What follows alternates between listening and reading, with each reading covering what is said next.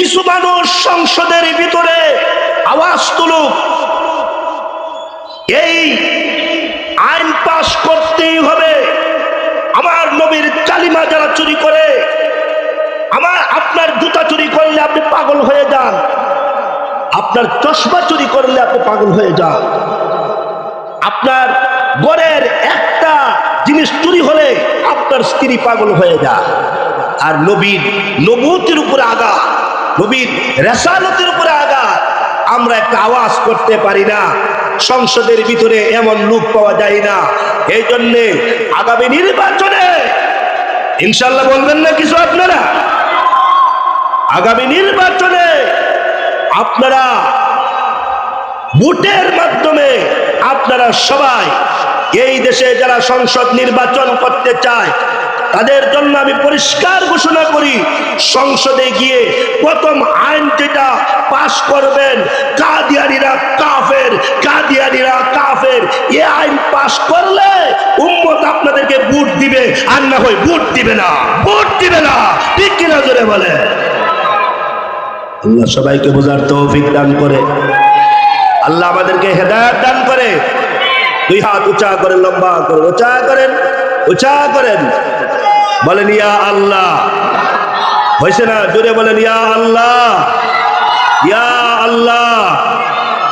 এই দেশ, এই দেশের জনগণ, এই দেশের মানুষকে দ্বীন বুঝার তৌফিক দান করো, আলেম উলামা চিনার তৌফিক দান করো, পীর মাশায়েখ চিনার তৌফিক দান করো।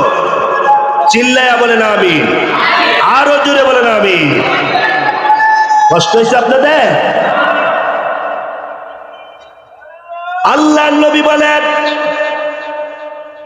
এই জমিনে কিছু উম্মত আছে, তারা যদি কসম খায় আল্লাহ নিজে কসমটা পুরা করে দেয়। আল্লাহ বলেন, বান্দা চিন্তা করিস না, কসম যখন খাইয়া লাইছস আমি আল্লাহ নিজ জিম্মায় তোর কসমটা পুরা করে দিব।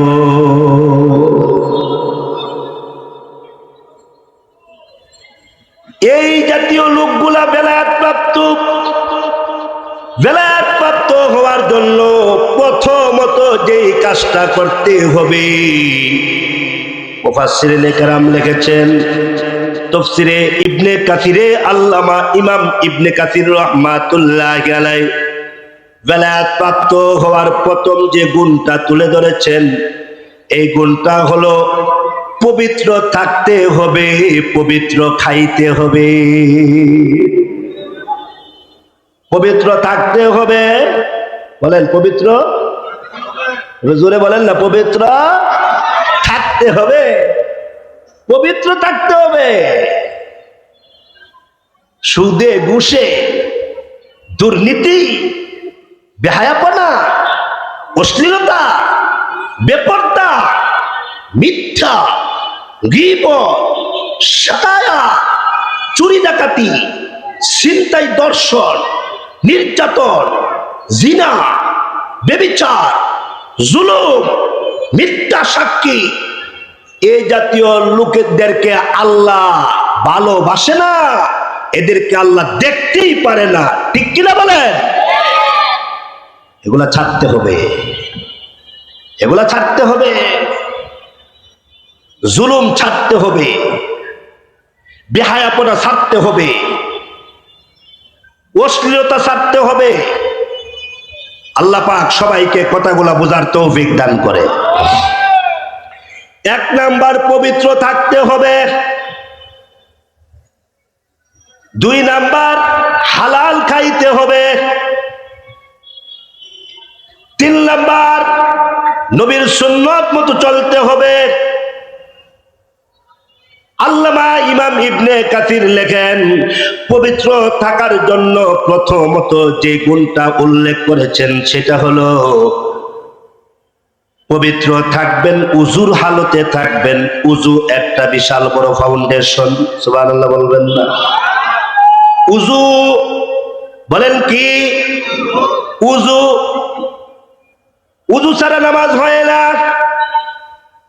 শুধু নামাজের ক্ষেত্রে উজু করবেন, না,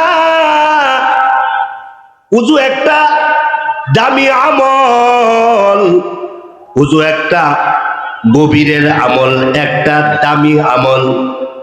সব নবীদের আমল, সব রাসূলদের আমল, সব পয়গম্বরদের আমল উযু, সাহাবায়ে কেরামের আমল উযু।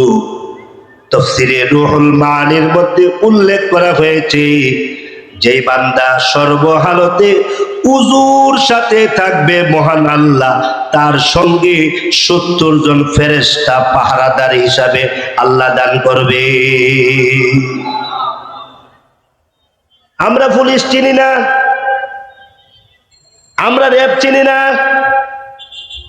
আমরা সেনাবাহিনী চিনি না, আমরা চিনি আল্লাহকে, আমরা চিনি আল্লাহর বিধিবিধানকে, আমরা চিনি আল্লাহর রসুলকে, আমরা চিনি নবীর সুন্নতকে, আমরা চিনি তাকওয়াকে, আমরা চিনি আল্লাহর কোরআনকে, আমরা চিনি নবীর হাদিসকে, আমরা চিনি নবীর সুন্নতকে, আমরা চিনি। এগুলাকে আমরা মূল্যায়ন করি, এগুলাকে আমরা দামি মনে করি। এই জন্য আলেমদের দাম বেশি। যেগুলা বললাম এগুলাকে আলেমরা অনেক মূল্যায়ন করে, অনেক ইজ্জত করে। সুবহানাল্লাহ বলবেন না? উযুকারী বান্দা আল্লাহ পাকের বন্ধু। উযুর হালতে যে থাকে সে আল্লাহর বন্ধু হয়ে যায়। আবু দাউদের হাদিস, আল্লাহর রাসূল বলেন, সিয়াসিতার সব হাদিসের কিতাবই আছে। তারা কিন্তু বড় বড় মুহাদ্দিস, আমার কথা ভুল হলে তারা শুধরায়া দিবে, এই নিয়তি আমরা সারা বাংলাদেশ ঘুরি। আমরা কোনো অহংকারী বক্তা না, আমাদেরকে অহংকার করতে 100% নিষেধ করা হয়েছে। আমাদের মাথার উপরে ছায়া আছে, এই সমস্ত আলেম ওলামার মুরব্বী আছে, আমারও মুরব্বী আছে। আমরা মুরব্বী ছাড়া আলেম না, আমরা অহংকারী আলেম না। আল্লাহর রাসূল রাহমাতুল লিল আলামিন বলেছেন, আমার কোন উম্মত যদি উযু করে, কি করে বলেন না? উযু করে। আমার কোন উম্মত যদি উযু করে, এই উযুর পানি তার শরীর থেকে নিচে পড়ে আর প্রত্যেকটা ফুটায় ফুটায় লক্ষ লক্ষ গুনাহ জড়তে থাকে, গুনাহ জড়তে থাকে, গুনাহ পড়তে থাকে। উযুর পানি দিয়া গুনাহ জইরা যায়। এই জন্য যারা বেশি বেশি উযু করে তাদের শরীরে কোনো গুনাহ থাকে না। যারা বেশি বেশি উযু করে, উযুর হালতে থাকে, তাদের শরীরে কোনো গুনাহ থাকে না।